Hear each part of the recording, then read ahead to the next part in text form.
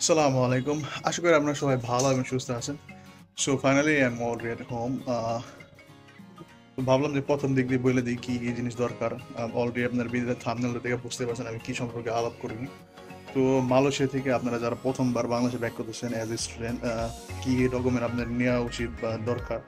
তো ১ম এ বলে রাখি যে মালয়েশিয়া থেকে বাংলাদেশে গেতে আপনার কোনো ডকুমেন্ট কিছুই দরকার না।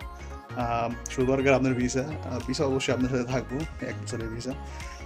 তো ভিসাটা দেখবো আপনার ইমিগ্রেশন অফিসারে। আর আপনাদের কয়েকটা প্রশ্ন জিজ্ঞেস করতে পারে। মানে জিজ্ঞেস করবো জানি কেন গেছেন, কয়দিন থাকবেন, কয়দিন পরে ব্যাক করবেন, এইসব সম্পর্কে জিজ্ঞেস করবো, আর কোনো কিছু নাই। তো চলেন বিরোধ একবার প্রথম দিয়ে শুরু করি। আর এখানে এখন অনেক সূর্য আলো আর গরমও বাংলাদেশে প্রচুর। ফুল টাইমে আসছি, নেক্সট টাইমে শীতের সময় আসবো আর কি। তো লেটস বিগিন দ্য ভিডিও, হ্যাঁ। Hi there. So as all of you can see, আমার প্যাকিং ট্যাকিং একবারে করা সব শেষ। তো আমি এখন বাংলাদেশের জন্য একটা দৌড় দেবো। And so sorry for my voice, কারণ আমি ভয়েস রেকর্ডিং এর যেই মাইকটা আসলে সেটা আনতে ভুলে গেছি। তো ম্যাকবুকের মধ্যে ভয়েস রেকর্ডিং করতেছি আর একটা শব্দটা অন্যরকম আসতেছে। তো ফাইনালি আমরা এয়ারপোর্টের পার্কিং এ চলে আসছি আর সাথে একটা ট্রলি নিয়ে আসছে এখানে। তো এই ট্রলির মধ্যে মাল নিয়ে আমি গেতেছি আপনার উপরে ডিপার্চার হলের জায়গা। আর ফাইনালি আমরা ডিপার্চার হলে আইসা পড়ছি। আর বলে রাখি যে মালয়েশিয়া এয়ারলাইন্সে আপনার বিজনেস ক্লাসের জন্য আলাদা একটা সেকশন আছে। তো এখানে আসছি, এটা হলো আপনার বিজনেস ক্লাসের জায়গা। তো এখানে এখন এই যে মাল সামানা দিছি। মাল একটু বেশি ছিল আমার, আর একটা ওভার সাইজ মাল আসলো, তো এটার জন্য আলাদা একটা লাইনে গেছি। এটা হলো আপনার সেই জায়গা, এখানে আপনার ওভার সাইজ যেসব মাল সাবানা আছে সেগুলি চেকিং করে। তো ফাইনালি আমরা আপনার ইমিগ্রেশনের সামনে চলে আসি, গেটের সামনে। আর এখানে আমি দাঁড়াই সাদের জন্য ওয়েট করতেছি। তো হারাই বলাইছিলাম এখানে এসে কতক্ষণে যাবো এটাই টেনশন করতেছিলাম। তো ফাইনালি আপনার ইমিগ্রেশন কাউন্টারে চলে আসছি। এটা হলো আপনার ইকোনমিক ক্লাসের জন্য আর এটা বিজনেস ক্লাসের জন্য। তো ইমিগ্রেশন কমপ্লিট, এখন আবার ফেরা কাস্টমে মাল চেক করবো, হ্যান্ড হ্যান্ড লাগেজ যেগুলো আছে। তো আমার কাস্টম কমপ্লিট। তো এখন চলে আসছে আপনার লাউঞ্জের দিকে। এটা হলো আপনার মালয়েশিয়া এয়ারলাইন্সের বিজনেস ক্লাস লাউঞ্জ। তো চলেন আমরা লাউঞ্জের উপরে যাই। আর বলে রাখি যে লাউঞ্জের ভিতরে আপনার ভিডিও করতে দেয় না। তো আমি যে খাওয়া নিয়েছিলাম এটার সামনে রেখে মোবাইলটা দিয়ে ভিডিও করতেছিলাম, যেহেতু করা পারতেছি। এই দেখতে পাইতেছেন আপনি, এরিয়াটা আপনার সুন্দর ছিল, বাট প্রচন্ড বৃষ্টি হইতেছিল। আর আমি তো ভয় পাইছিলাম যে এখান থেকে আমি টেক অফ কেমনে করব, আর এমনি আমার প্লেন উঠলে বাদে ডর করে অনেক। আপনার ওয়েদারটা দেখতে পেয়েছেন পুরো একদম আন্দার হয়ে গেছে, আর যেই বৃষ্টি হইতেছিল এই টাইমে বাইরে, বৃষ্টিটা আসলে বলার মতন না, পুরো একটা স্কেরি মুভমেন্ট। তো লাউঞ্জে থেকে খাওয়া দাওয়া কমপ্লিট করে এখন আমি যাইতেছি হলো আপনার আমার বোর্ডিং কাউন্টারের দিকে। আর আপনাদেরকে বলে রাখি যে মালয়েশিয়া এয়ারপোর্ট কিন্তু অনেক বড়। তো ওই যে টাইম না বাইরে হইবেন আর টাইম না খুঁজবেন। তো ইভেন তো আমি 40 মিনিট আগে রাখছিলাম, বাট এখানে এসে দেখি বোর্ডিং অলমোস্ট কমপ্লিট হয়ে গেছে। আমি শেষের দিকে আইছি। এখানে ভিতরে দেখতে পাইতেছেন যে যার মতন দাঁড়া রয়েছে, বসে রয়েছে, ছবি তুলতেছে। তো ভাবলাম আমি একটু ছবি টবি তুলি। ছবি তুলে যে আপনার গা একটু ভালো মতো দেখাই। দেখেন এখানে যে বিমানের ভিতরে আপনার লাগেজ গুলি ঢোকায়, দেখেন কি সুন্দরভাবে ঢোকাইতেছে। It's not like Bangladesh.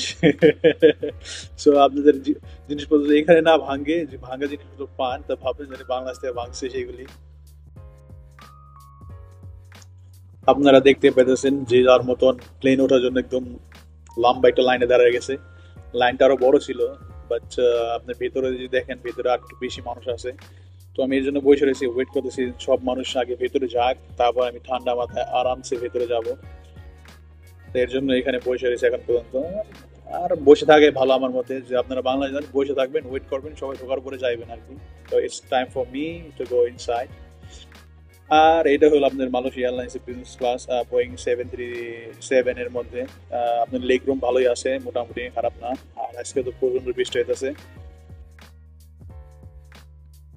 So it's time for take off. কথাবার্তা আর না বলি, চলেন আমরা টেক অফ এর আনন্দটা উপভোগ করি। ইভেন তো আমি প্লেন টেক অফ করলেও প্রচন্ড ভয় পাই, তারপরও বাংলাদেশ তো যাইতে হইব আর কি।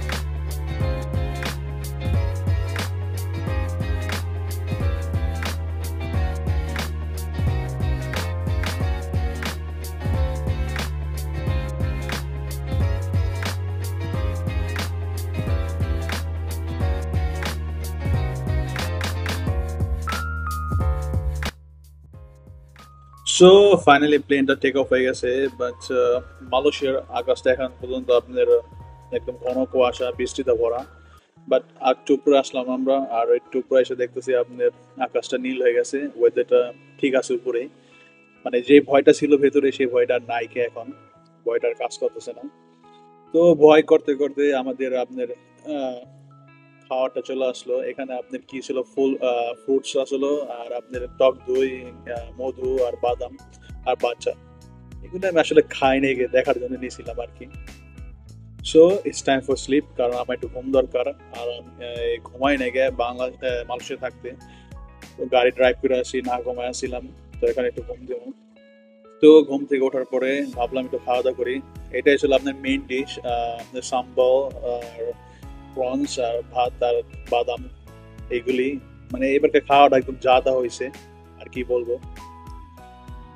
তো ফাইনালি আমরা দেখতে দেখতে বাংলাদেশের আকাশে চলে আসছি। এটা হলো আপনার বাংলাদেশের আকাশ। আইসে একটু ভালো লাগতেছে, এখন ল্যান্ডিং হবে আর কি। তো চলেন আর কথা না বলে একটু ল্যান্ডিং এর মোমেন্টটা এনজয় করি।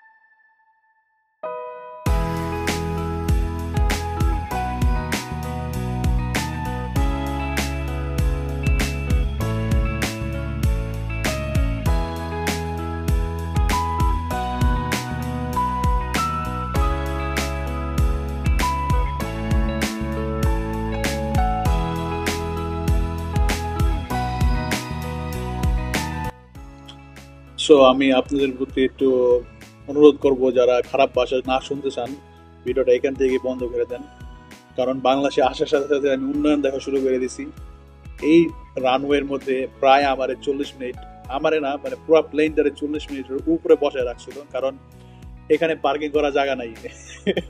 তো এটা হলো প্রথম উন্নয়ন। তো এখানে 40 মিনিট বসার পরে দেন প্লেনটা আবার একটু ছাড়লো, ছাইরে আপনার নিয়ে গেলো আমাদের আমাদের গন্তব্যস্থলে, ওইখানে যে থামাইলো। তো ভালো হইলো, 40 মিনিট এখানে বসে আসলাম। ভাই যে প্রচন্ড গরম লাগছে, আর কি বলবো। তারপর মানে মন একটু সান্ত্বনা দিছি যে এয়ারপোর্ট ছোট, এর জন্য হয়তো বা আপনার একটু টাইম লাগছে আর কি। বাট কি বলবো ভাই, এখানে এসে দেখি যে বেল্টের মধ্যে বেল্টের মধ্যে আরো আধা ঘন্টা গেছে। বেল্টে আধা ঘন্টা বসে আসছিলাম, বইসা তার আধা ঘন্টা পরে কিন্তু মাল আসছে। আর আমার মাল আসতে আসতে প্রায় আপনি 40 মিনিট উপরে লেগে গেছে। তো এখন পর্যন্ত দেখতে পেতেছেন এই যে বসে রয়েছি, 2বার করে ভিডিও করছি, কোনো মাল নাই। কি করবো ভাই, কোন দেশের মধ্যে আসছি বুঝছেন, আর কিছু বলার নাই এখানে। এটা তো ভালো, অসুবিধা নাই। কাস্টমসে ভাই আর কি বললাম ভাই, এখানে দুইটা শুধু মেশিন রাখছে। এখানে মানুষ দেখতে পাচ্ছেন কতগুলি, প্লেন মনে 3-4টা ল্যান্ড করছে, মানুষ তো পুরো ভরে গেছে। এখানেও আধা ঘন্টার উপরে গেছে মানে কাস্টম থেকে বাইরে হইতে।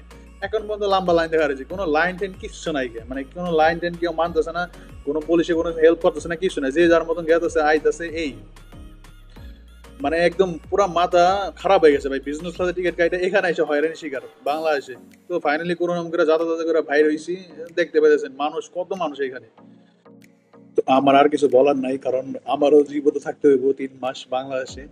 তো ভিডিওটা এই পর্যন্ত আসলো। আশা করি আপনারা সবাই ভালো এবং সুস্থ থাকবেন। See you in my next video.